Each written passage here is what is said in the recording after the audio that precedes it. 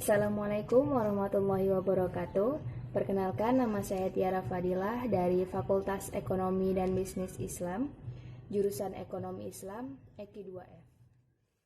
Nah, jadi ekonomi mikrokonvensional itu didasarkan pada perilaku individu-individu yang secara nyata terjadi di setiap unit ekonomi. Perilaku individu di setiap unit ekonomi tersebut akan bertindak dan berperilaku sesuai dengan norma atau aturan menurut persepsinya masing-masing. Nah, sedangkan dalam pembahasan ekonomi mikro Islam, justru faktor moral dan norma yang terangkum dalam tatanan syarat syariah akan ikut menjadi variabel yang penting dan perlu dijadikan sebagai alat analisis. Ekonomi mikro Islam menjelaskan bagaimana sebuah keputusan diambil oleh setiap unit ekonomi dengan memasukkan batasan-batasan syariah sebagai variabel yang utama. Yang selanjutnya itu interaksi pasar barang. Dalam teori ekonomi, pasar adalah suatu institusi yang pada umumnya tidak wujud secara fisik, yang mempertemukan penjual dan pembeli suatu barang. Melalui interaksi antara penjual dan pembeli yang berlaku dalam pasar akan dapat ditentukan tingkat harga suatu barang dan jumlah barang yang diperjualbelikan. Teori mikroekonomi tidak menerangkan operasi keseluruhan pasar secara serentak, tetapi menerangkan tentang interaksi antara penjual dan pembeli di suatu barang, misalnya di pasaran kopi dan karet. Untuk selanjutnya, tingkah laku penjual dan pembeli. Dalam analisis ini, teori mikroekonomi bertitik tolak dari dua pemisalan. Nah, pemisalan yang pertama yaitu para pembeli dan penjual menjalankan kegiatan ekonomi secara rasional. Pemisalan yang kedua adalah para pembeli berusaha memaksimumkan kepuasan yang mungkin dinikmatinya, sedangkan para penjual berusaha memaksimumkan keuntungan yang akan diperolehnya. Nah, individu-individu dalam perekonomian adalah pemilik faktor-faktor produksi. Mereka menawarkan faktor-faktor produksi tersebut untuk memperoleh pendapatan. Nah, pendapatan tersebut seterusnya akan digunakan untuk membeli barang dan jasa yang mereka butuhkan. Pembahasan selanjutnya tentang teori makroekonomi. Makro itu berarti besar. Analisis makroekonomi merupakan analisis terhadap keseluruhan kegiatan perekonomian. Analisisnya bersifat umum dan tidak memperhatikan kegiatan ekonomi yang dilakukan oleh unit-unit kecil dalam perekonomian. Untuk selanjutnya, pelaku-pelaku kegiatan ekonomi. Pelaku-pelaku kegiatan ekonomi ada 3. Yang pertama, rumah tangga, yaitu pemilik sebagai faktor produksi yang tersedia dalam perekonomian. Sektor ini menyediakan tenaga kerja dan tenaga usahawan. Nah, yang kedua yaitu perusahaan. Perusahaan merupakan organisasi yang dikembangkan oleh seseorang atau sekelompok orang dengan tujuan untuk menghasilkan jenis barang dan jasa yang dibutuhkan oleh masyarakat yang disebut sebagai pengusaha. Pengusaha dalam memproduksi barang bukan untuk memenuhi kebutuhan mereka, melainkan tujuan mereka adalah untuk memperoleh keuntungan dari hasil usaha mereka. Nah, yang ketiga, pemerintah. Pemerintah yang dimaksud di sini adalah badan-badan pemerintah yang bertugas mengatur kegiatan ekonomi. Badan-badan tersebut diantaranya Badan Penanaman Modal, Bank Sentral, Parlemen, pemerintah daerah, angkatan bersenjata, dan sebagainya. Badan-badan tersebut akan mengawasi kegiatan rumah tangga dan perusahaan agar ekonomi mereka dilakukan dengan cara yang wajar dan tidak merugikan masyarakat secara keseluruhan. Nah, untuk selanjutnya yaitu tentang penggolongan dan jenis analisis ekonomi pada ilmu ekonomi. Ilmu ekonomi terbagi menjadi 2, yaitu menurunkan ilmu ekonomi teori dan terapan, yaitu ekonomi mikro dan ekonomi makro. Ilmu ekonomi mikro khusus mempelajari perilaku individu manusia dalam rangka memenuhi kebutuhannya. Aspek analisisnya diantaranya yang pertama, analisis biaya atau manfaat. Yang kedua, teori permintaan dan penawaran. Yang ketiga, elastisitas. Yang keempat, model pasar. Kelima, industri. Keenam, teori harga atau hukum permintaan dan penawaran. Dan yang ketujuh, teori produksi. Nah, turunan atau pengembangan ilmu ekonomi mikro yaitu ekonomi manajerial, ekonomi lingkungan, ekonomi regional, dan ekonomi SDA. Sedangkan ilmu ekonomi makro mempelajari perilaku masyarakat atau negara atau bangsa dalam memenuhi kebutuhannya atau masalah agregat.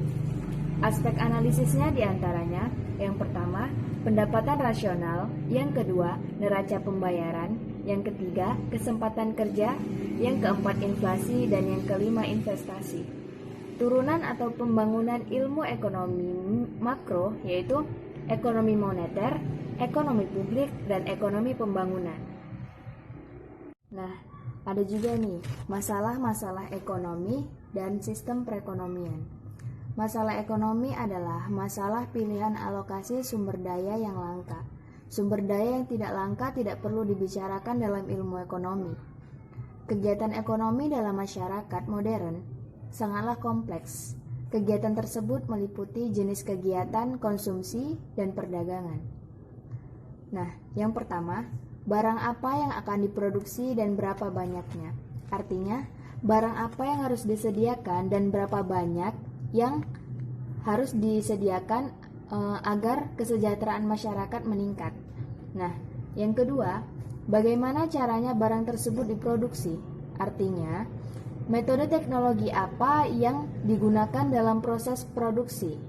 Untuk memproduksi barang ada berbagai macam cara, dan yang paling umum dengan cara tradisional yaitu bercocok tanam atau berternak atau pertanian, pengelolaan industri manufaktur atau langsung mengambil dari alam yang telah tersedia seperti ikan atau hasil hutan. Nah, yang ketiga, untuk siapa barang tersebut diproduksi? Barang yang telah diproduksi oleh produsen tentu saja untuk memenuhi kebutuhan masyarakat sesuai dengan kemampuan masing-masing individu. Nah, selanjutnya sistem-sistem perekonomian. Ada 3 sistem perekonomian dalam ilmu ekonomi, diantaranya yang pertama, sistem pasar bebas atau liberal. Masyarakat bebas menjalankan kegiatan ekonomi dan bisnis. Artinya, suatu sistem ekonomi di mana pemerintahan sama sekali tidak ikut campur tangan dan tidak pula berusaha mempengaruhi kegiatan ekonomi yang dilakukan masyarakat. Nah, yang kedua, sistem komando atau sistem ekonomi perencanaan pusat atau sistem sosialis. Sistem ini dipraktekkan di negara-negara komunis yang wujud hingga awal tahun 1990-an. Ia merupakan sistem ekonomi di mana pemerintah sepenuh-penuhnya menentukan corak kegiatan ekonomi yang akan dilakukan. Nah, yang ketiga yaitu sistem campuran. Sistem ekonomi campuran adalah sistem ekonomi yang dikendalikan dan diawasi oleh pemerintah, tapi masyarakat masih punya kebebasan yang cukup luas untuk menentukan kegiatan-kegiatan ekonomi yang akan mereka jalankan. Ekonomi. Nah, menurut Profesor Georgi Menkiw, ahli ekonomi dari Harvard University, mengidentifikasikan ada 10 prinsip kelompok yang dikelompokkan dalam 3 bagian, yaitu yang pertama, yang A, setiap individu harus selalu melakukan trade-off, menjelaskan tentang penukaran atau perdagangan yang dikenal dengan 3 istilah, yaitu trade-off, trade-in, dan trade-on. Nah, yang selanjutnya, biaya adalah apa yang dikorbankan untuk mendapatkan sesuatu. Nah, yang selanjutnya, orang rasional berpikir secara bertahap. Bersikap rasional baik dalam hal konsumsi maupun produksi yang didasarkan pada cara berpikirnya merupakan salah satu pengajaran penting dalam ilmu ekonomi. Nah, untuk selanjutnya, pelaku ekonomi itu bereaksi terhadap insentif. Patokan pelaku ekonomi dalam memenuhi kebutuhannya adalah membandingkan antara besarnya biaya yang dikeluarkan dan manfaat yang didapatkan. Nah, yang kedua, 3 prinsip untuk interaksi. Yang pertama, perdagangan harus menguntungkan semua pihak. Nah, yang kedua, pasar umum adalah wahana yang baik untuk mengorganisasikan kegiatan ekonomi.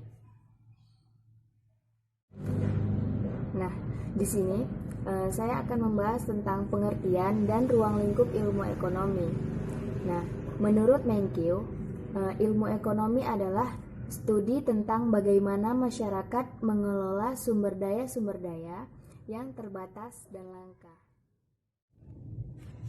Nah, yang selanjutnya itu teori mikroekonomi.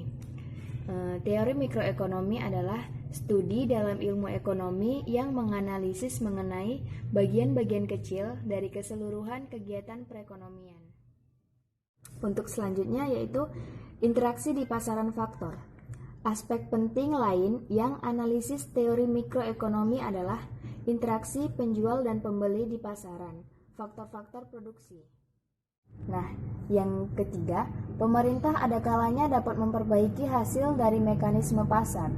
Untuk mengatasi merosotnya harga, maka pemerintah dapat ikut campur dalam menetapkan kebijakan terhadap penentuan harga minimum atau pemerintah membeli langsung kelebihan dari hasil panen sehingga jumlah penawaran di pasar relatif stabil.